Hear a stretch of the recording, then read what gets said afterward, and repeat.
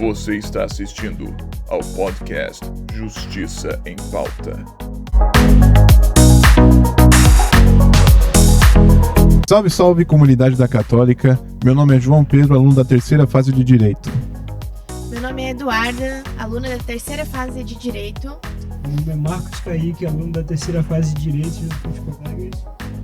Neste último episódio de Justiça em Pauta, um podcast do Observatório Católica de Cidadania, nós vamos estar falando sobre os processos de validação dos projetos relacionados à ressocialização dos apenados. Para isso, nós contamos com a presença mais uma vez do ilustre Dr. Fábio Tomazini, que fez uma participação muito especial no segundo episódio, e também contamos com o retorno do CDH, que também deu as caras no primeiro episódio, e desta vez representado pela doutora Cíntia.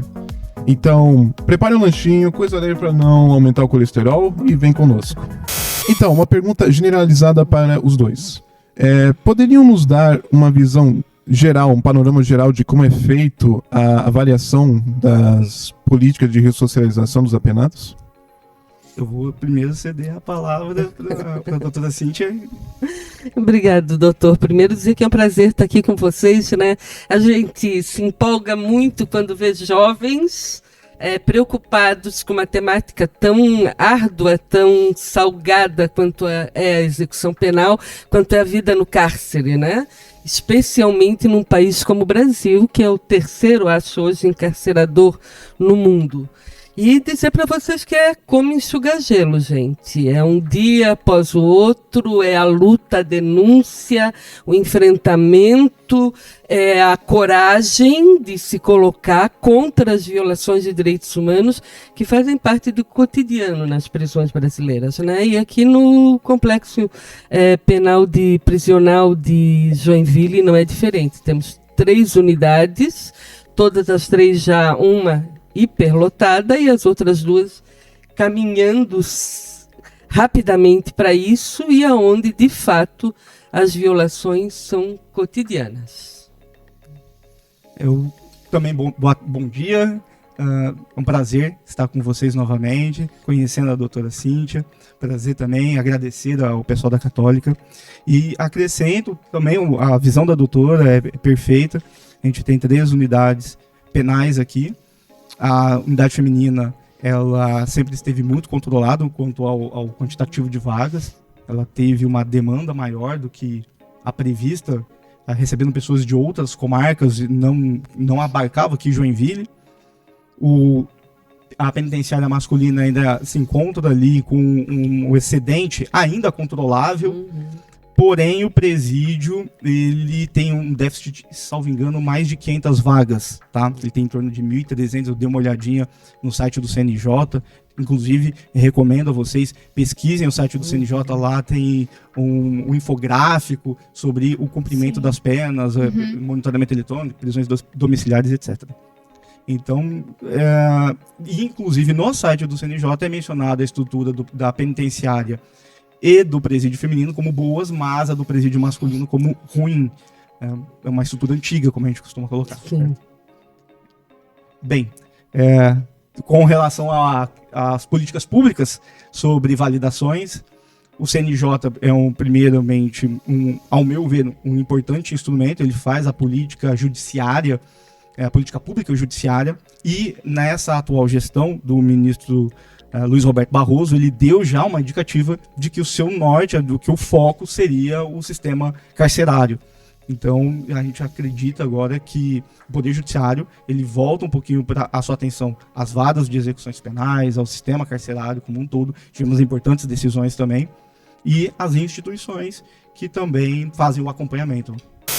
E como é coletado e analisado o feedback dos próprios apenados e dos profissionais envolvidos nesse processo de ressocialização dos apenados? Qual é o processo que geralmente é aplicado? Bom, nós do Conselho Carcerário de Joinville, que é intitulado assim, a despeito de ser o Conselho da Comunidade previsto pela Lei de Execução Penal, fazemos inspeções mensais, alternadamente entre as 3 unidades. Temos uma equipe de voluntários que são eleitos de 2 em 2 anos e contribuímos no que é possível a partir do layout, daquilo que a gente verifica que existe nas inspeções, né?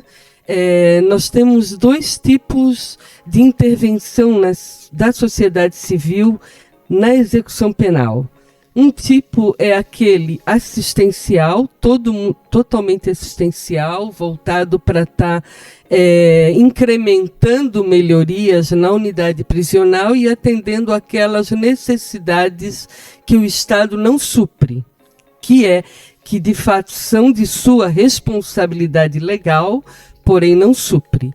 E o outro viés de atendimento é o viés político mesmo, de construção de políticas públicas, de monitoramento, de enfrentamento às violações de direitos das pessoas presas, e de denúncia e de colocar para a sociedade o que acontece lá e como que a segurança pública é prejudicada na medida em que a execução penal não é realizada da forma que deveria ser.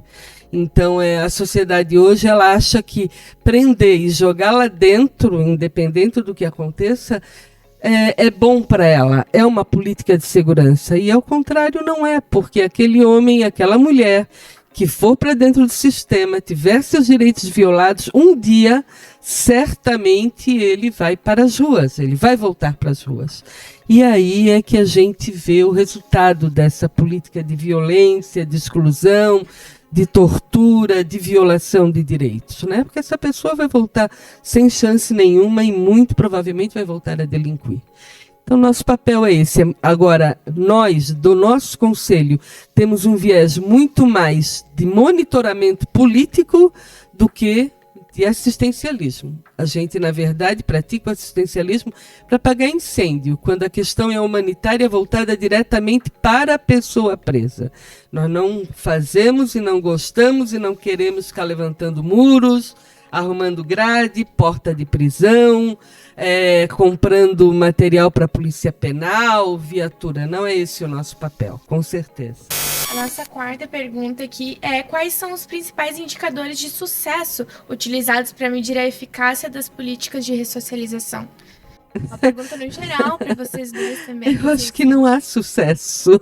Há um ou outro exemplo, algumas questões pontuais, talvez em nível de país, que eu não conheço todo, mas é bem difícil. Veja um exemplo, a instalação da unidade básica de saúde dentro do presídio regional de Joinville. Aquilo foi uma luta de mais de 10 anos. E se não fosse a atuação incisiva e exigente do Dr. João Marcos Buch, que hoje é desembargador, nós não teríamos a unidade lá. Porque o Estado, ele pratica a gestão prisional de uma forma aleatória e dissociada daquela realidade e daquelas necessidades. Uhum. Então, é muito difícil termos casos de sucesso, casos onde a gente vê que a comunidade floresce, ela é produtiva, a pessoa ela aprende lá dentro e sai de lá formada, que esse é o desejo. Né? Veja um exemplo grave que acontece em Joinville há muito tempo. Nós não temos uma casa do egresso. Então, a pessoa que sai de lá de dentro, ela sai com chinelo de dedo no pé, um calção e uma camiseta, e vai para a rua, e sai lá do Panaguaramirim a pé sem um passe. Evidente que essa pessoa, sem nenhum tipo de acolhimento, de alguma forma, ela vai se obrigada, ela vai acabar delinquindo, né? Vejam, quando nós conseguíamos, por vezes, que essas pessoas fossem para o Centro Pop, que não é atribuição do Centro Pop, mas acabava quebrando um galho. E aí, mas mesmo assim, essa pessoa sai de lá sem uma alternativa de vida. É muito preconceito, assim, para conseguir um emprego. Muitas pessoas não vão querer uma pessoa que acabou de sair da prisão. E esse acho que é a dificuldade maior para eles conseguirem se ressocializar na sociedade, né? Eu entendo que o apoio da família, da pessoa que sai do egresso, é fundamental. Infelizmente, nem todo mundo tem esse suporte familiar. Mas nas situações de família, em que ele tem um lugar para ir dormir, para tomar um banho, para se reerguer, inclusive o acompanhamento da família durante o cumprimento da pena, ter as visitas. É importante, mostra ali que é uma vida depois do cárcere, né? A pessoa que sem esse suporte vai para a liberdade, ela certamente vai enfrentar um mundo de problemas de trabalho, de se alocar. O direito penal, apesar da gente tentar ao máximo minimizar, ele tem o seu etiquetamento. E esse etiquetamento, ele bate mais forte para algumas pessoas. Então, a pessoa que tem uma estrutura familiar, é mais gente buscando realocar o sujeito que sai do cárcere. O que está sozinho, ele é ex-condenado, morador de rua, só vai somando etiquetamentos aí, só vai somando preconceitos. Quais têm sido os principais resultados observados nas políticas de ressocialização recentemente avaliadas? Que acho que você já tinha respondido algo parecido. E quais são as barreiras encontradas na hora de trazer alguma mudança positiva para dentro das paredes da penitenciária e dos presídios? Eu acho que o doutor já falava no início sobre o CNJ, né? A postura do CNJ atualmente é uma coisa inédita na história, né? Me veio só, acho que na época do ministro Gilmar Mendes. Ele teve um mutirão carcerário, ele instituiu os mutirões carcerários, mas desde a época da presidência do ministro Gilmar Mendes eu não me recordo desse foco novamente no sistema carcerário. Eu só também, na questão da ressocialização, a gente tem que mencionar, porque era interesse de Joinville criar a APAC, que tem em Minas. Dizem que a doutora já não foi favorável pelo visto, mas dizem que lá era uma experiência forma de exitosa. terceirização, né? Quando a Penitenciária Industrial de Joinville passou para a terceirização com a gestão do Estado e o serviço terceirizado, a gente já achava que aquilo ali poderia ser feito pelo Estado, porque segurança pública é dever do Estado, é uma prerrogativa do Estado. É muito complicado colocar na mão a gestão de um segmento tão importante para a sociedade, na mão do particular, né? E eu acompanho a PAC já há quase uns 40 anos, doutor. A doutora não gostou da experiência da PAC em Minas? Eu já mesmo em Minas Gerais, já vi experiências de alto nível de corrupção, de manipulação, de segregação de uns e benefícios para outros, uma coisa que foge ao controle do Estado. Podem ser experiências pontuais, que eu falo aqui, mas que foge ao controle do Estado. Eu mando, eu decido. Mas ao número de ressocialização lá beirava, salvo engano, as últimas mensagens, notícias era mais de 70%. Pode ser porque eu sou uma socialista enraizada. Eu não sei dizer, é isso que eu tô colocando, eu não sei se o número corresponde. Mas mesmo uma PAC feita pelo poder público não... Eu acho que o Estado tem o dever, a obrigação e tem inclusive o know-how, se quiser, para fazer uma gestão adequada, né? Veja, a gente vê ali a gestão do presídio de Joinville é uma, a gestão da penitenciária feminina é outra. É mais humanizada, mais assertiva, mais próxima. E o que falta nessas gestões? Dinheiro. Falta orçamento público para execução penal. Não tem como fazer uma boa gestão sem haver recurso. É como em casa. Se não tem dinheiro para comprar leite, não tem como comprar leite. É isso que acontece, né? A prioridade, o poder público não bota dinheiro onde não tem voto. Então, se o orçamento é ruim para a saúde, é enorme para a publicidade, é pior ainda para a execução penal. Eu entendo o problema orçamentário, mas ali a experiência de Minas. Eu vou insistir só uma questão. É uma experiência de trazer à sociedade as APACs, pelo menos normativamente que eu vi, que eu analisei, trazer a sociedade presencialmente. Sim. Não. Eu vi normativamente e experiências de pessoas que trabalham no âmbito do sistema penal, mencionando essas APACs. Né? Agora, lógico que o dinheiro é importante na execução da pena. A execução da pena é o fim do processo, né? Você tem um processo de execução. A gente tem que lembrar como que era antigamente um processo civil. Você tinha um processo de conhecimento e depois um processo de execução. Com as reformas de 2015 veio a fase de execução. Mas o processo penal segue a mesma ideia, a persecução da pena. Tem o processo de conhecimento nas varas criminais e o processo de execução na VEP, no caso. Sem dinheiro, você para todo o acompanhamento e reestruturação da pena. Por isso que eu comentei anteriormente, o Estado ele pune muito bem. A punição do Estado é excepcional. Ele tem que agora ressocializar muito bem. Pegando o gancho que vocês estão dizendo, eu queria fazer 2 perguntas. Eu queria que vocês me dessem, né, a opinião de vocês, de modo geral. Primeira pergunta, como que o feedback durante a avaliação é utilizado para aprimorar as políticas de ressocialização? E a segunda pergunta é, as falas dos apenados, dos presos, em si, tem algum valor para o cuidado que o sistema tem que ter para eles, o policial penal? Posso começar pela segunda? Nenhum valor. Claro, tem aqueles policiais mais humanitários que, né, lidam com mais humanidade. Na última inspeção, o chefe de segurança foi lá, abriu a cela, maior respeito com ele, coisa linda de se vê que há uma interação entre o policial penal e as pessoas presas, 8 homens, a maior educação, né? E a gente viu que havia uma relação de respeito deles com o chefe de segurança e o chefe de segurança com eles. Então nós estávamos com a cela aberta, plenamente seguros, conversando como estamos aqui. Só que a gente vê que muitas das demandas, o próprio policial penal não vai dar conta de resolver. Né? O cara está lá com a perna quebrada, precisa de uma cirurgia. Como é que vai fazer isso aqui fora? É um problema fazer uma cirurgia e como é que vai facilitar para a pessoa presa, né?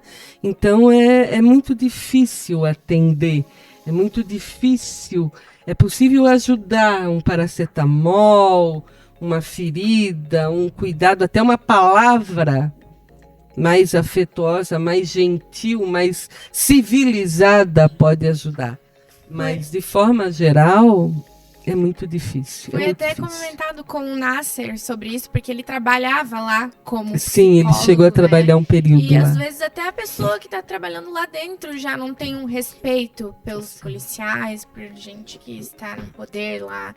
Então, assim, se eles não respeitam nem quem está trabalhando lá, imagina. Doutor, a minha percepção é de que a palavra, o que é colocado pelo preso, é ouvido pela administração. Eu vou colocar as 3 situações, tá? Em todas as vezes que nós somos no feminino, as presas internas elogiam as policiais femininas. Sim, o presídio feminino tem todas as vezes elas diferencial. A Janaína faz um trabalho... Ele faz um trabalho excepcional ali no presídio feminino. A questão do controle de pessoas, de vagas, né? Facilita muito, porque o ambiente não fica naquela tensão. Mas já vi que está superlotando, né? Sim, já bateu no teto de vagas. Tinha 2 vagas. E já não era a realidade. A realidade era de que tinha minha previsão era um ano atrás, era que em um ano superlotava. Então, mas lá há elogios, é feito elogios no feminino, e no feminino essas questões, esses problemas que tem de medicamentos ou estruturais, eles são repassados e há, o que eu sinto, um retorno, e um retorno transparente, não é um retorno fantasioso do tipo, vou resolver, não resolve nunca, dá para resolver, não dá para resolver. Na penitenciária, eu também entendo que há, das vezes que eu presenciei pelo menos, há um respeito entre os policiais e os presos. Também há uma conversa transparente, que eu acredito que a transparência, ela desarma o espírito das pessoas, do tipo, eu vou resolver o teu problema, e não resolve. Você armou um ambiente que pode se tornar insustentável. Agora, quando é dito uma conversa transparente e direta, dá para fazer, não dá para fazer, é um problema de secretaria e não de estabelecimento. No aspecto do relacionamento, eu concordo. Eu entendo que Lógico, também há, sim, problemas, por exemplo, de saúde, há necessidade, outras que os familiares são chamados a socorrer, que eu entendo que não é do devido, o Estado tem que assumir integralmente a responsabilidade, porém, a palavra do preso, ela é considerada. Como que a sociedade e o governo podem colaborar melhor para aprimorar o processo da ressocialização e que mudanças ou novas abordagens vocês acreditam que seriam necessárias ainda mais para esse processo de ressocialização melhorar? Posso começar, doutor? Acho que o governo, o legislativo e o executivo precisariam prestar mais atenção no que os especialistas dizem, o que as pessoas que estudam a segurança pública, estudam o sistema prisional, a justiça penal, no que eles dizem sobre as políticas de execução penal, né? Nós estamos vendo aí um Congresso extremamente conservador, votando retrocessos na política de execução penal, ao revés daquilo que especialistas renomados, sacramentados na temática, dizem que funciona. Então, ouvir o clamor preconceituoso de uma parte da sociedade é extremamente maléfico para tocar as políticas da execução penal. Porque estabelecem hoje, posso dizer hoje, um grande retrocesso nos pequenos avanços que a gente consegue estabelecer nesse campo.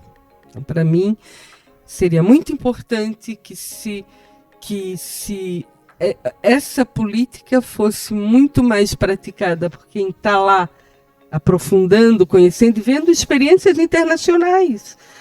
Vou citar novamente o Dr. João Marcos, que publicou na Alemanha, né, nas prisões na Alemanha. Inglaterra também ele menciona, na França. Exato, ele almoçou com as pessoas presas, sem o estigma do uniforme, e relata ele comeu bacalhau, feito por um chefe prisioneiro que aprendeu a cozinhar dentro da prisão e estava chefiando a cozinha daquela unidade. Então, uma coisa que é possível. As experiências mostram que outro mundo é possível. Mas, infelizmente, são solenemente ignoradas, principalmente apoiadas no fundamentalismo religioso hoje, que traz dogmas que não tem muito a ver com a realidade atual, no meu ver. Eu entendo que o crime, eu estou colocando como regra, há as suas exceções, mas a prática de um crime, ela é a falha de vários pontos da sociedade. A sociedade, ela falha em vários momentos até que ocorra o crime.